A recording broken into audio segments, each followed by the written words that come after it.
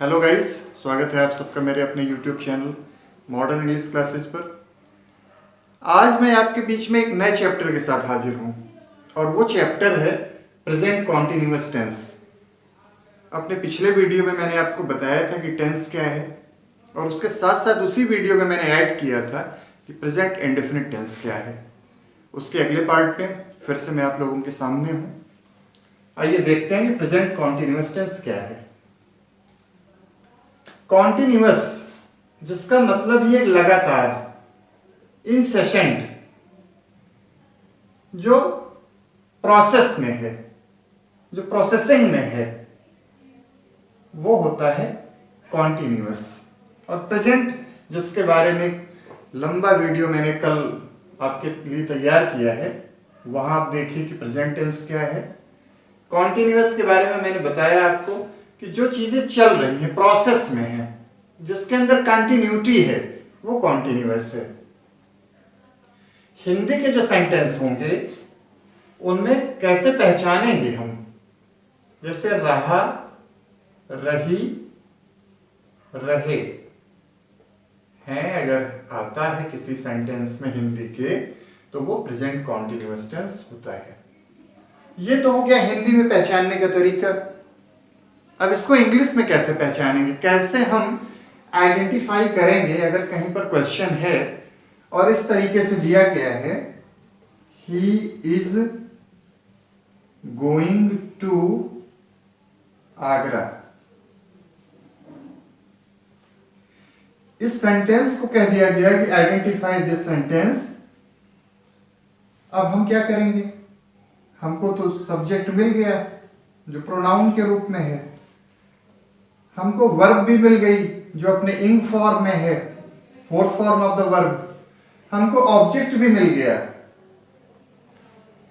और ये तो हम जानते हैं कि क्या है, सब्जेक्ट के और हेल्पिंग वर्ब जिसको कहते हैं उसके बाद में मेन वर्ब का यूज करते हैं, क्योंकि जो इसका फार्मूला बनता है वो है subject, helping verb, main verb plus object. ये फार्मूला, ये फॉर्मेशन का तरीका है किसी भी सेंटेंस को फ्रेम करने का।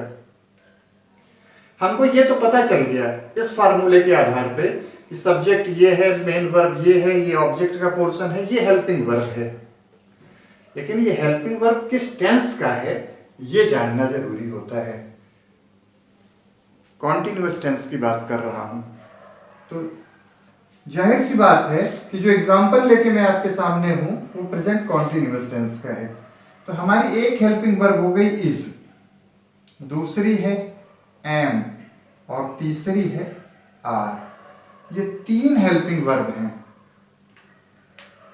ये हेल्पिंग वर्ब ही नहीं है, बल्कि कभी कभी ये हेल्पिंग वर्ब्स प्रिंसिपल वर्ब का भी काम करने लगती हैं। कभी कभी क्या होता है कि किसी सेंटेंस में प्रिंसिपल वर्ब नहीं यूज की जाती है, तो ये हमारी जो हेल्पिंग वर्ब है ना, इज, एम, आर, ये क्या होता है कि प्रिंसिपल वर्ब का भी रोल अदा करती हैं ये। जैसे ही इज अ टीचर। अच्छा, अभी देखो मैंने फॉर्मेशन करके दिखाया था, subject, helping verb, main verb, object. ये अब क्या हुआ कि हेल्पिंग वर्ब, मेन वर्ब इस सेंटेंस में, सेंटेंस क्या है, group of words that has complete sense, that is called sentence. अब यहां सब्जेक्ट तो मिल गया हमको, यहां हेल्पिंग वर्ब भी मिल गई, ये ऑब्जेक्ट का पोर्शन हो गया जो कॉम्प्लीमेंट के रूप में है। और ये हेल्पिंग वर्ब के बाद में मेन वर्ब का जो कॉलम है ये वैकेंट जा रहा है, यहां पर कुछ है ही नहीं। अब क्या हुआ, ये जो हमारी इज वर्ब है ना, ये हमारी हेल्पिंग वर्ब के साथ में भी प्रिंसिपल वर्ब का भी काम कर रही है। तो हेल्पिंग वर्ब कॉन्टिन्यूअस टेंस की अभी बात कर रहे हैं, ये कभी कभी प्रिंसिपल वर्ब का भी काम करती है। तीन तरह की वर्ब हैं इज, एम, आर, जिनका प्रयोग प्रेजेंट कॉन्टिन्यूअस टेंस में करते हैं। किस तरह के सेंटेंस में या किस तरह के सब्जेक्ट के साथ कौन सी हेल्पिंग वर्ब यूज की जाएगी, ये देखिए। जैसे हमारे पास इज हेल्पिंग वर्ब है तो इसका यूज हम करेंगे ही, शी, इट, और जितने भी सिंगुलर नाउन आएंगे एक वचन कर्ता मतलब, उनके साथ में इज का यूज करेंगे। अगर हमारे पास हेल्पिंग वर्ब एम है तो क्या करेंगे, आई सब्जेक्ट के साथ यूज करेंगे, जो कि प्रोनाउन का फर्स्ट पर्सन में आता है। अब हमारे पास जो तीसरी वर्ब है वो आर है। आर का यूज वी के साथ, यू के साथ, दे के साथ और जितने भी प्लूरल नाउन के सब्जेक्ट होंगे उन सबके साथ आर का यूज करते हैं।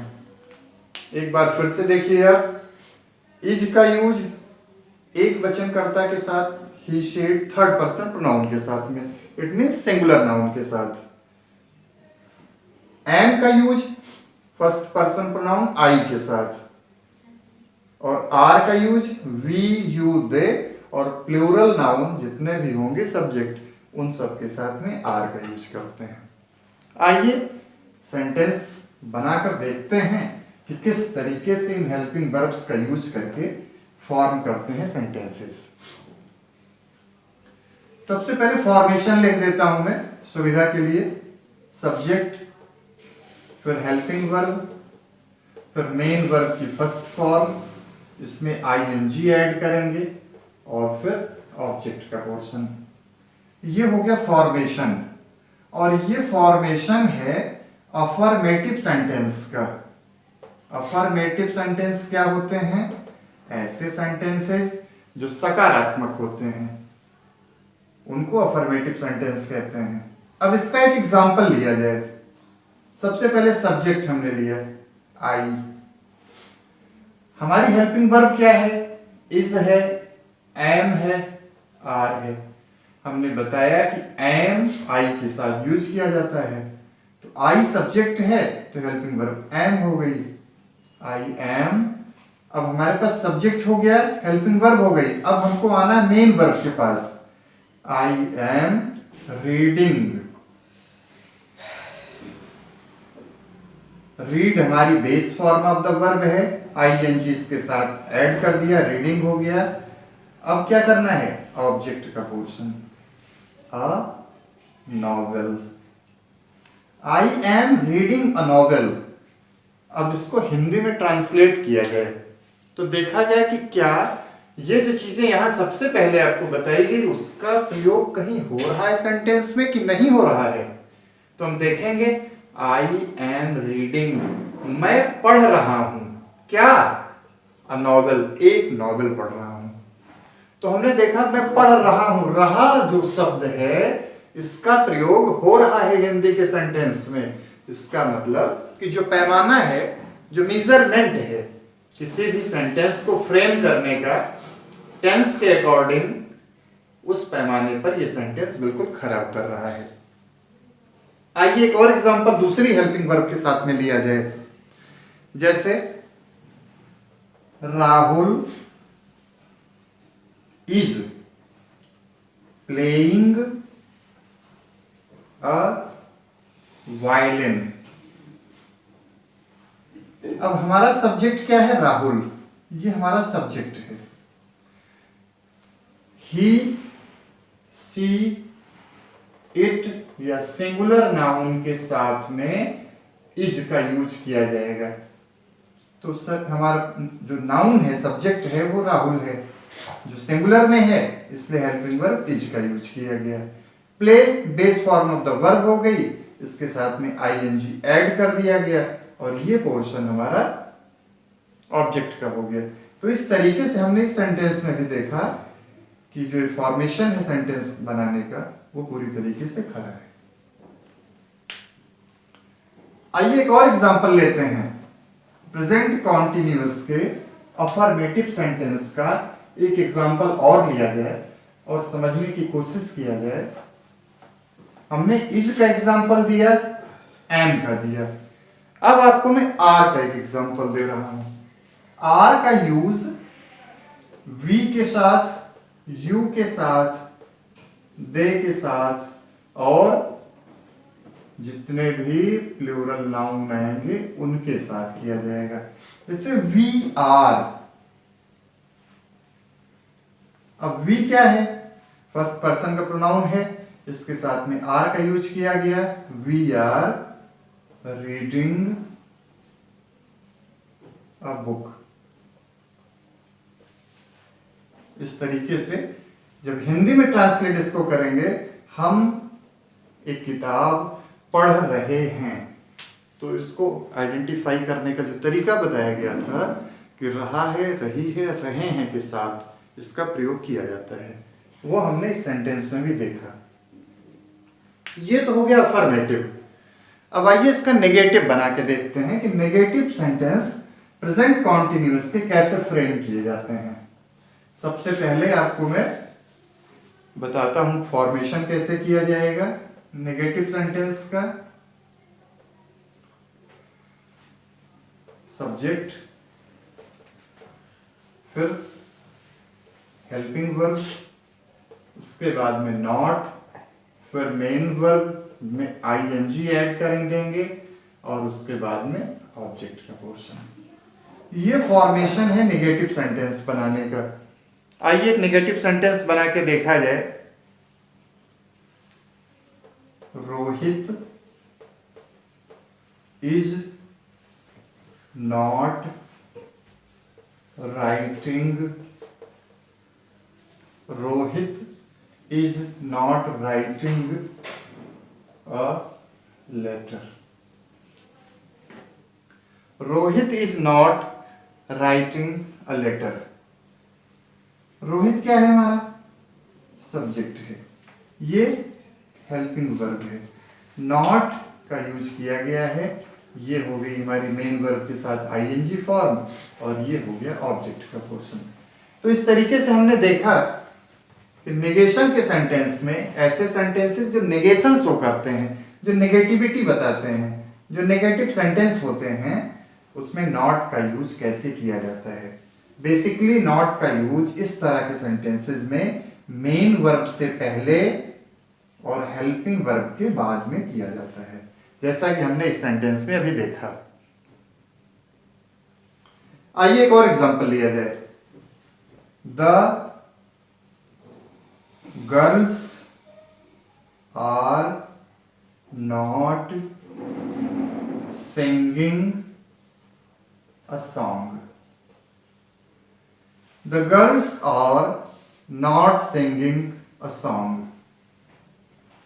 गर्ल्स हमारा क्या है? सब्जेक्ट है, और किस तरह का सब्जेक्ट है? प्लूरल नाउन में है, तो इसलिए हेल्पिंग वर्ब हमने आर यूज किया। नॉट फार्मूले में जैसा दिया गया है। Singing, sing base form of the verb है, उसमें आईएनजी ऐड किया गया और ये पोर्शन हमारा ऑब्जेक्ट का पोर्शन हो गया। तो इस तरीके से हमने नेगेटिव सेंटेंसेस में देखा नेगेशन शो करने वाले जो सेंटेंस होते हैं उनको किस तरीके से फ्रेम किया जाता है। आइए अब देखते हैं इंट्रोगेटिव सेंटेंसेस कैसे बनाए जाते हैं प्रेजेंट कॉन्टिन्यूअस टेंस में। प्रेजेंट कॉन्टिन्यूअस टेंस, जैसे इंट्रोगेटिव का जो सवाल है उस पर मैंने अपने इससे पहले के वीडियो में भी अच्छे से क्लेरिफाई कर दिया है कि इंट्रोगेटिव दो तरह के होते हैं।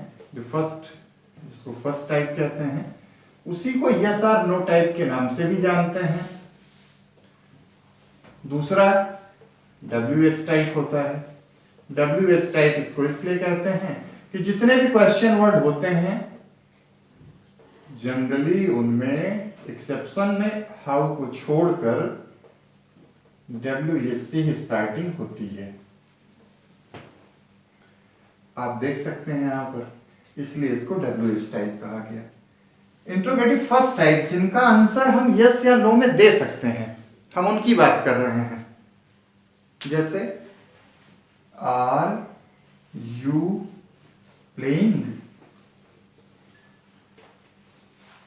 अब ये क्या हो गया? इंट्रोगेटिव का मतलब प्रश्नवाचक, क्वेश्चन करना।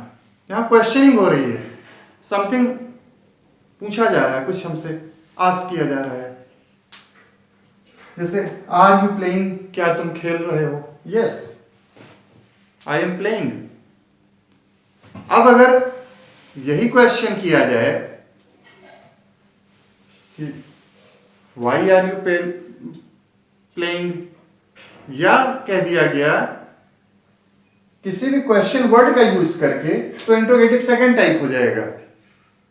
लेकिन जैसे ही हमने किसी भी हेल्पिंग वर्ब का यूज किया तो वो इंट्रोगेटिव का फर्स्ट टाइप हो जाता है। यहां पर एक एग्जांपल है, फॉर्मेशन कैसे करते हैं। सबसे पहले हेल्पिंग वर्ब, उसके बाद में सब्जेक्ट का यूज करेंगे, फिर मेन वर्ब की फर्स्ट फॉर्म में आईएनजी ऐड करेंगे, उसके बाद में ऑब्जेक्ट और लास्ट में क्वेश्चन मार्क। आप इस तरीके से इंट्रोगेटिव फर्स्ट टाइप फ्रेम कर सकते हैं। आइए इंट्रोगेटिव फर्स्ट टाइप का एक एग्जांपल और लिया जाए। Is Rohan sitting, is Rohan sitting in the classroom? Is Rohan sitting? Helping verb, फिर सब्जेक्ट, फिर मेन वर्ब की फर्स्ट फॉर्म में आईएनजी और ये ऑब्जेक्ट का पोर्शन। क्या रोहन बैठा हुआ है क्लासरूम के अंदर? और इस तरीके से हमने देखा कि इंट्रोगेटिव का फर्स्ट टाइप किस तरीके से फ्रेम किया जाता है। अब आइए देखते हैं इंट्रोगेटिव के सेकंड टाइप, जो WH से स्टार्ट होने वाले सेंटेंसेस हैं, वो किस तरीके से बनाए जाते हैं और कैसे उनको आइडेंटिफाई किया जाता है। इंट्रोगेटिव का जो सेकंड टाइप है उसको फॉर्म कैसे करेंगे, फॉर्मेशन कैसे होगा उसका। इंट्रोगेटिव सेकंड टाइप, जिनको WH टाइप के नाम से भी जानते हैं। सबसे पहले तो एक क्वेश्चन वर्ड आएगा, फिर हेल्पिंग वर्ब का यूज किया जाएगा, फिर सब्जेक्ट आएगा, उसके बाद में मेन वर्ब फर्स्ट फॉर्म, फिर उसमें आईएनजी ऐड करेंगे और लास्ट में ऑब्जेक्ट का पोर्शन आएगा, फिर क्वेश्चन मार्क ऐड कर देते हैं। इस तरीके से हम बनाते हैं इंट्रोगेटिव का सेकंड टाइप। आइए इसका एक एग्जांपल लिया जाए। इज सुनैना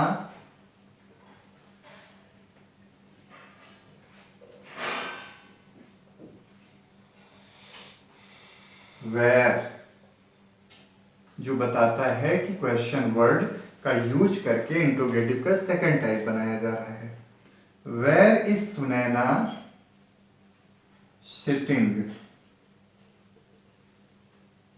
लास्ट में क्वेश्चन मार्क लगा दिया।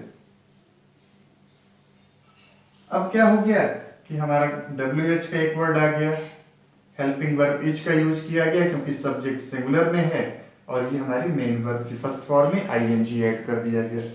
तो इस तरीके से हमने सेंटेंस बना लिया इंट्रोगेटिव सेकंड टाइप का। आइए इसका एक एग्जांपल और लेते हैं।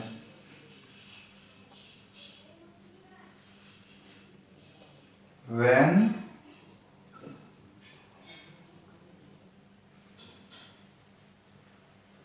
is Ram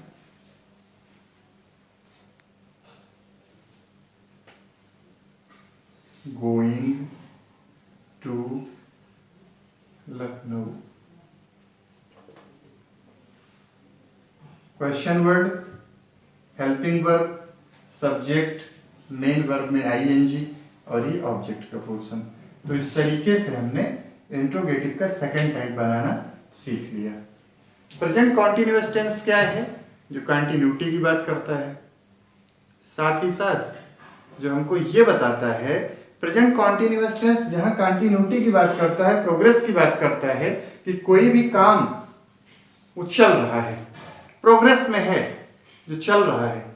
कब से चल रहा है, कब तक चलेगा, कोई जानकारी नहीं होती है, लेकिन वो काम चल रहा होता है, वो प्रेजेंट कॉन्टिन्यूअस टेंस होता है। हालांकि समय का इसमें कोई प्रतिबंध अभी नहीं है, समय की कोई बात नहीं की जाएगी, सिर्फ इतना सा दिखाया जाएगा कि कोई काम पहले से चल रहा है और जब बात की जा रही है तब तक काम चल रहा होता है, वो प्रेजेंट कॉन्टिन्यूअस टेंस होता है। प्रेजेंट कॉन्टिन्यूअस टेंस का यूज कहाँ किया जाता है और कैसे किया जाता है, ये हमने सीखा इस वीडियो में। अपने नेक्स्ट वीडियो में मैं आपको प्रेजेंट टेंस का ही एक और पार्ट परफेक्ट के बारे में बात करूंगा। बहुत जल्द वो वीडियो आप सबके सामने होगा। वीडियो में आपको और क्या चाहिए, अगर किसी तरह के आपके सुझाव हैं तो आप कमेंट बॉक्स में आइए, आपके सुझावों का स्वागत है। Thank you.